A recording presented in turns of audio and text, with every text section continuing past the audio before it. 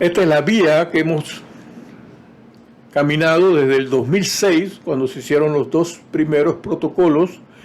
En el 2006 se hicieron, y comenzamos con 2 protocolos, hicimos 13 protocolos con simposios clínicos en el complejo hospitalario y se creó allí la Escuela de Protocolos Clínicos. Hemos ido con este caminar con el tiempo, con las administraciones, tratando de implementar la cultura de la estandarización de los cuidados de salud desde un punto humano, científico y humano. En esta conversación, esta conferencia, hablaremos sobre la gestión de patologías o enfermedades y ya mencionamos neumonía en todos sus aspectos, de falla cardíaca, de endocarditis, de sepsis en los hospitales, de la evaluación preparatoria, problemas pulmonares o enfermedades pulmonares, espondilodicitis y mordedura de ofidio. Esencialmente nos enfocaremos en la parte del adulto, pero ya tenemos que hacer justicia con la parte pediátrica que la ha desarrollado el EPOT en casi todos estos aspectos también. Damos inicio entonces a la presentación del tema de la gestión de la falla cardíaca. Hay un protocolo de abordaje de la falla cardíaca, que es este protocolo, este flujograma sencillo hecho en medicina interna. Hay un protocolo de manejo inicial de la falla con fracción de eyección reducida, hecho por los cardiólogos del complejo hospitalario metropolitano. Los medicamentos y dosis recomendadas en pacientes con falla cardíaca crónica, realizada por los cardiólogos hace varios años, y estamos tratando de actualizar las recomendaciones de egreso al paciente con falla cardíaca, el microproceso de ingreso y egreso y el listado de verificación del proceso de egreso, que debe ser igual, complejo y bien estructurado como el proceso de ingreso, los autocuidados de salud, las alertas a los pacientes, los trípticos que le debemos dar al paciente para cuando el paciente sale del hospital o sale del consultorio, sobre las recomendaciones que deben de seguir. Y no vamos a entrar en detalle en los flujogramas, los protocolos, pero este es el protocolo inicial. Y aquí tenemos la última guía en la cual nos hemos basado, la última guía de falla cardíaca de la Sociedad Europea de Cardiología, que pueden tener acceso a través del código QR. Para esto se trata esta conferencia, que la repartiremos en todos los hospitales y todas las policlínicas para que la tengan y puedan tener acceso también, aparte de la página web, como ya mencioné. Este es el protocolo hecho por el Servicio de Cardiología de la sospecha de falla cardíaca, el manejo inicial de la falla con fracción de eyección reducida. Y aquí tienen todos los detalles que hicieron los cardiólogos sobre el manejo de la falla cardíaca. Y acá ellos nos pusieron sobre los medicamentos, una hoja sobre todos los medicamentos usados en falla cardíaca, que le agregamos recientemente la dapagliflozina como ayudante para el manejo de la falla cardíaca.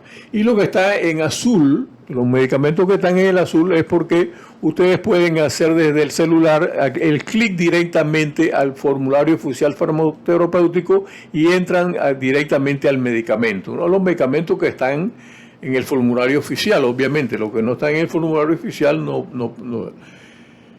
no tendrán acceso, obviamente, ¿no? Entonces, estos medicamentos usted los puede consultar en el formulario oficial farmacoterapéutico desde el protocolo, desde el celular. Es importante no solo que el protocolo sea hecho en función de la parte científica o académica de la enfermedad o de la falla cardíaca, sino que también un proceso de gestión clínica. Parámetros que debemos tener a las recomendaciones del egreso y el listado de verificación, que esto lo llegamos a hacer transitoriamente en el complejo en los años 2013.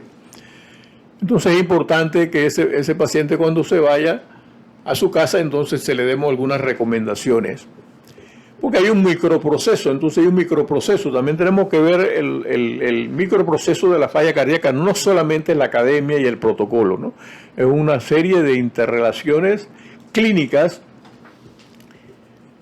administrativas y de procedimientos en el manejo de los pacientes, ¿verdad? Recomendaciones de salida, la educación, los documentos de educación al paciente, el listado de verificación, el listado de los medicamentos, la conciliación de los medicamentos, que es fundamental aquí en la parte cardiológica y para todas las enfermedades, ¿no? Entonces, esto para decirle que no solamente es un protocolo, sino también hay microprocesos que tenemos que tener en cuenta. Y cuando el paciente se va a la casa, eso lo sacamos del Instituto de Healthcare Improvement de Alina Hospital, que se le da a los pacientes, y es una guía bien interesante. Esto es un semáforo donde el paciente verá algunas cosas que él siente cuando se va a la casa y que son de alertas o alertas que requieren ir al hospital o al cuarto de urgencia o a la llamada al 911, que ya por lo menos cuando se hizo esta diapositiva no había 911 en Panamá, porque ya es vieja y entonces ya hay un 911, ¿no? Pero generalmente se llama el 911 o el paciente acude a los cuartos de urgencia cuando hay alguna complicación mucho más severa, ¿no? Entonces, la gestión integral de la falla cardíaca, ¿no? Entonces, esto es para el manejo también en las policlínicas y una forma interdisciplinaria con un equipo interdisciplinario. La falla cardíaca no solamente la tiene el cardiólogo, el médico general, el médico familiar, el médico internista, el cardiólogo, el farmacéutico, el nutricionista, trabajadora social, laboratorio, etcétera, etcétera. Todo el equipo de salud. Acá vamos a entrar entonces a la gestión en cuanto a gestión de enfermedades, a la gestión clínica de la neumonía.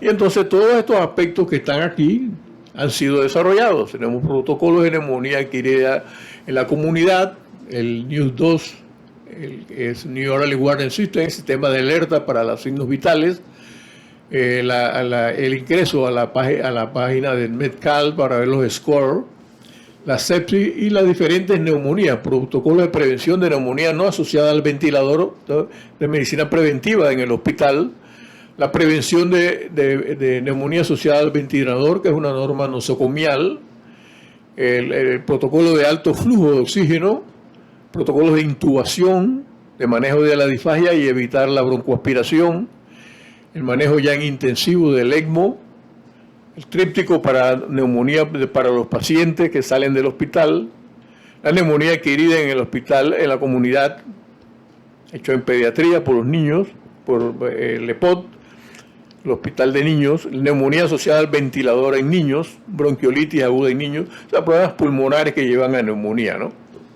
Entonces, son diversos y aquí tienen algunos sitios o vínculos para entrar, ¿verdad? Y acá tenemos los protocolos que están en la página web, pero acá se los mostramos todos juntos relacionados con neumonía, o con la parte pulmonar de neumonía y oxigenación. Entonces, esto ya está hecho y tienen acceso acá al sitio, ¿verdad?, que está en la página web. Y acá tienen acceso a una conferencia integral que dimos en la Policlínica Horacio Díaz Gómez con la presentación de un caso clínico de neumonía y todos los aspectos. Ustedes entran con el código QR a esta conferencia y verán todos los protocolos que yo les mencioné, porque ahí sí los ponemos los protocolos. Pero en esta conferencia no se trata de entrar directamente al protocolo, sino mostrarles una forma nueva, una forma diferente o una forma de que puedan tener acceso a la literatura que estamos haciendo en conjunto con especialistas y médicos de atención primaria, ¿no? En cuanto a la sepsis, obviamente ustedes entrarán al sitio web, tenemos los protocolos de sepsis, el programa de detección temprana, el protocolo de sepsis del 2024 actualizado, el manejo de la sepsis neonatal temprana, el programa de diagnóstico inicial de sepsis materna, que ya fue hecho por obstetricia crítica, protocolo de shock séptico hecho por la unidad, por un intensivista, y la detección temprana y manejo de sepsis y shock séptico en niños, que es una versión nueva del 2024 internacional, que fue adaptada como un protocolo para el abordaje inicial de la sepsis en niños.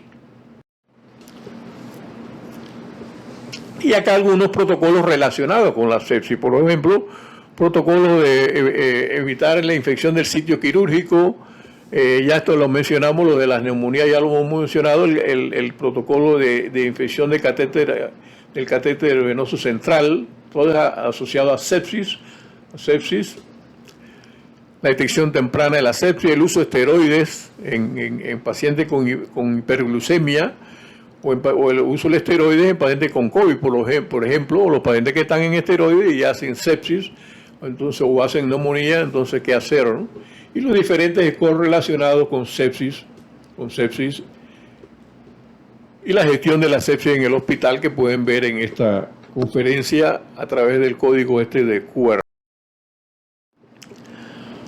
Acá tenemos algunos aspectos del protocolo del tema de la endocarditis, la gestión clínica de la endocarditis, ¿no? Tenemos el protocolo diagnóstico de endocarditis infecciosa que se ha actualizado. Le estamos pidiendo nuevamente a cardiología que nos dé su opinión sobre la actualización de esto.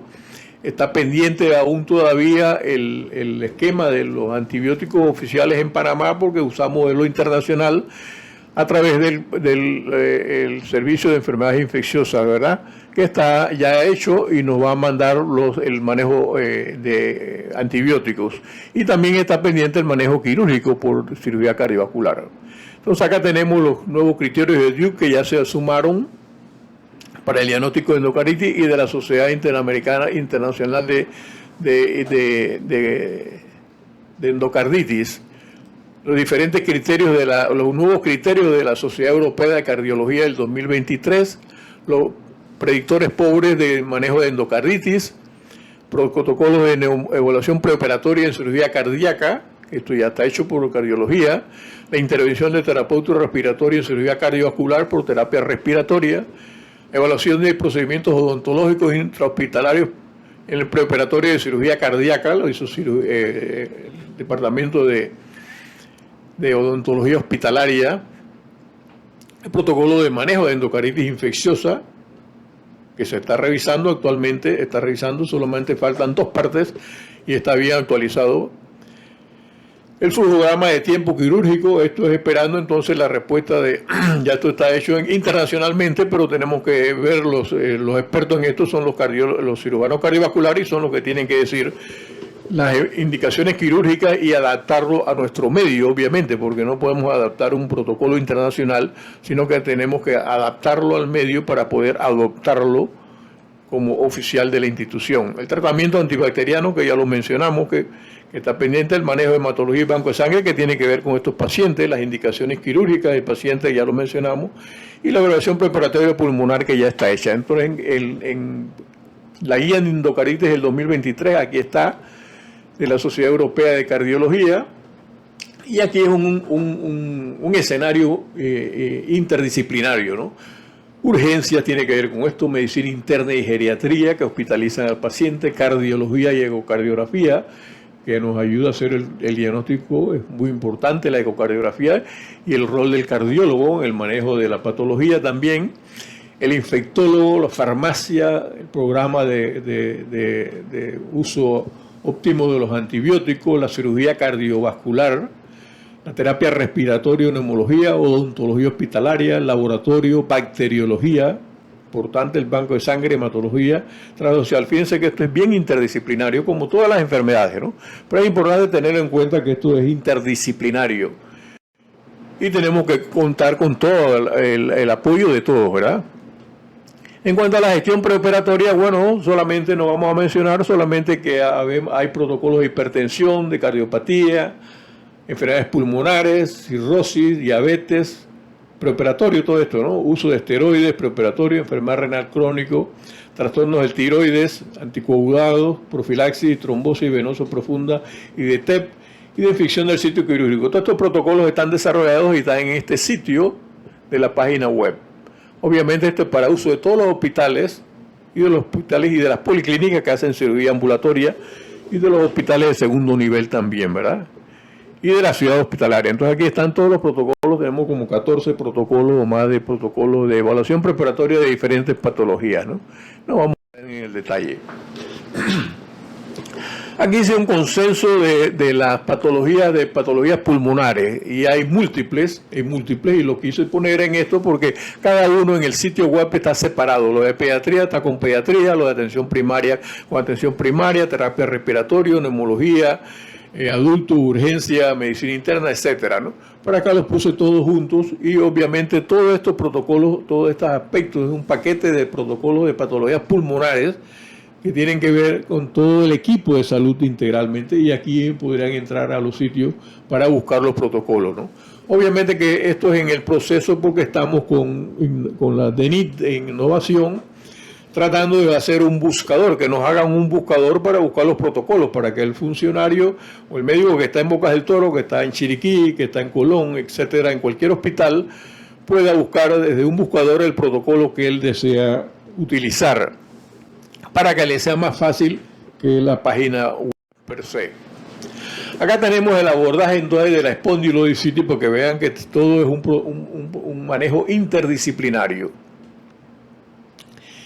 Acá logramos hacer un consenso, hicimos un simposio. La idea de esto es que cuando hagamos un protocolo interdisciplinario, tenemos acuerdos académicos, porque están en la medicina basada en la evidencia, no lo que se nos antoja, es lo que está en la medicina basada en la evidencia. Y entonces lo importante aquí sería el cumplimiento previo de lo acordado, ¿verdad? Si discutimos en un simposio y acordamos el manejo cuando el paciente viene, entonces ya tenemos un acuerdo previo, por lo menos académico o clínico, de lo que debemos hacer. Entonces, para ir en función de la seguridad del paciente y la oportunidad de hacer un manejo más oportuno, ¿no? De esto se trata. Acá tenemos el protocolo de espondilodicitis, que tuvimos que resumir, muy resumido, porque fueron 6 conferencias. Y acá tenemos el flujograma, ¿no? Que incluye el manejo de los antibióticos y la parte neuroquirúrgica en tal caso. Acá tenemos enfermedad de SPOT, que era un protocolo que había. Aquí está el manejo del esquema del MINSA sobre el TAES. Y aquí le agregamos al protocolo, entonces le agregamos los sitios, los vínculos hacia las conferencias que dieron los conferencistas, en este caso osteomielitis vertebral y estado del arte del doctor Lidianis Montilla, el manejo de la espondilodicitis, el enfoque de infectología por el doctor Elam Cherio, que nos ha colaborado muy bien, muy interesante, abordaje de estudios de imágenes por el doctor Ricardo Pinzón de radiología del complejo, el rol del neurocirujano, entra el neurocirujano en el manejo de este paciente, el doctor Daniel Batista, y acá tenemos los sitios de las conferencias que ellos han dado. Esto está en el canal de videos, pero lo estamos asociando acá con el protocolo para que también tengan acceso cuando tengan esta conferencia. Las estrategias de soporte clínico en el nuevo modelo de gestión y atención. Obviamente esto se relaciona que es interdisciplinario y en este caso lo hemos construido entre hospitales. Aquí tenemos un protocolo de mordedura de ofidio, que fue una colaboración del Hospital Rafael Hernández de David, del Hospital Rafael Esteves de Aguadulce, del Hospital Nelson Collado de Chitré, del Hospital Ezequiel Abadía de Soná y del complejo hospitalario, a través de medicina interna, de infectología, de nefrología y de cirugía general.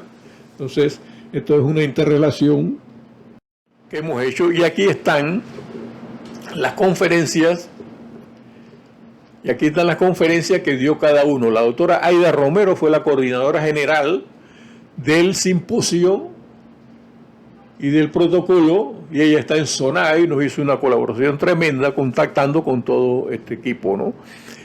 La doctora Lisbeth Rodríguez, una internista del Hospital Ezequiel Abadía, dio el síndrome botrópico.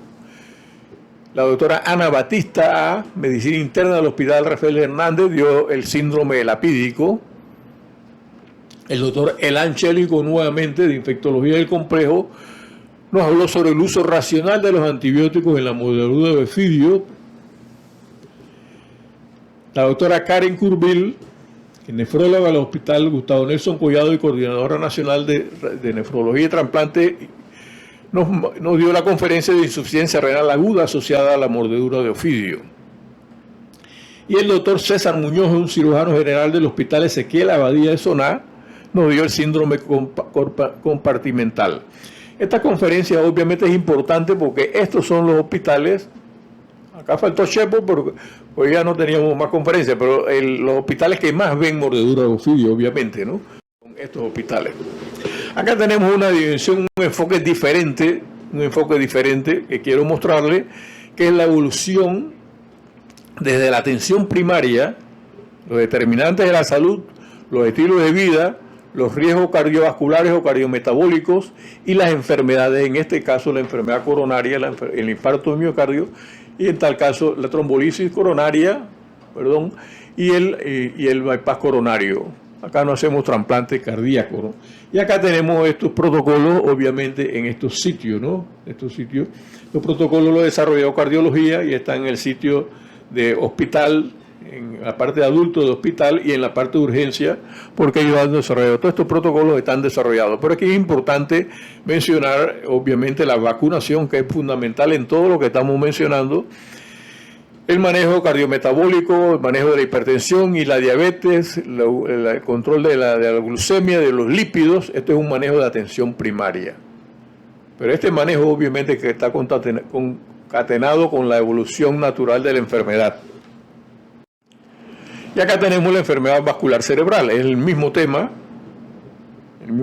acá están los protocolos interdisciplinarios, que son estos que están realizados, y acá tenemos entonces el problema de la enfermedad vascular cerebral con la trombolisis o la trombectomía cuando se hace, y el manejo hospitalario, ¿no?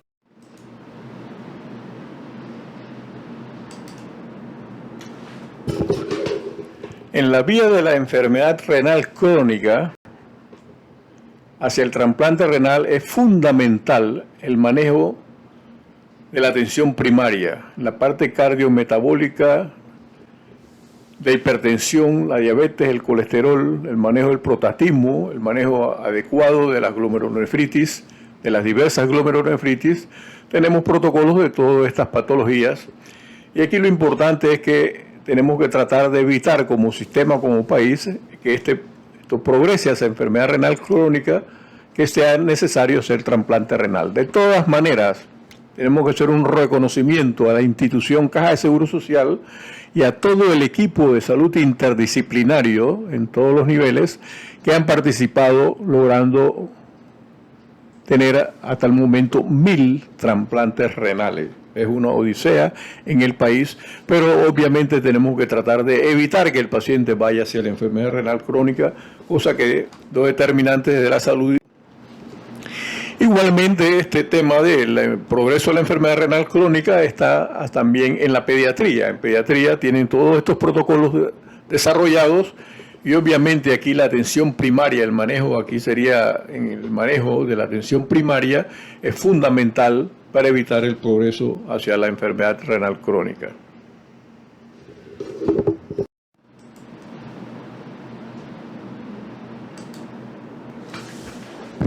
En cuanto a la enfermedad hepática, es fundamental la atención primaria y dentro de la atención primaria el cuidado cardiometabólico, estilos de vida saludable, la vacunación es importante en este caso de hepatitis B y C, la vacuna de hepatitis B y C, para evitar entonces la enfermedad del hígado graso asociado a metabólico o asociado a hepatitis crónica, ¿verdad?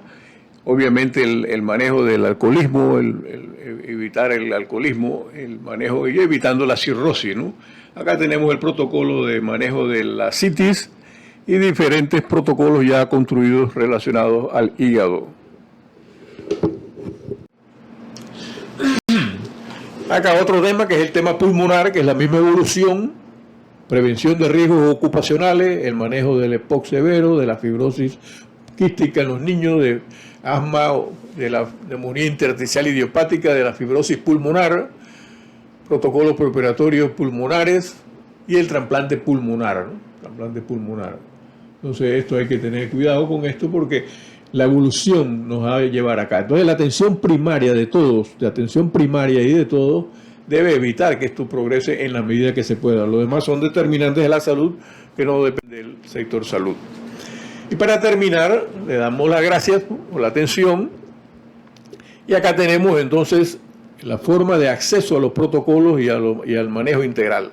En la forma de acceso, en el sticker, al formulario oficial farmacoterapéutico, al sitio de radiología del CARStream o el ViewMotion ahora, el video de los protocolos donde están casos clínicos y protocolos, los protocolos de soporte clínico que están en la página web y el sitio para entrar a los medicamentos, ¿no? Entonces, lo interesante sería que el médico, atención primaria y todos los médicos tengan acceso a estos sitios directamente desde su computadora, desde su celular, pasando la visita, para dar una atención mucho más integral, mucho más científica, pero también más humana. Muchas gracias.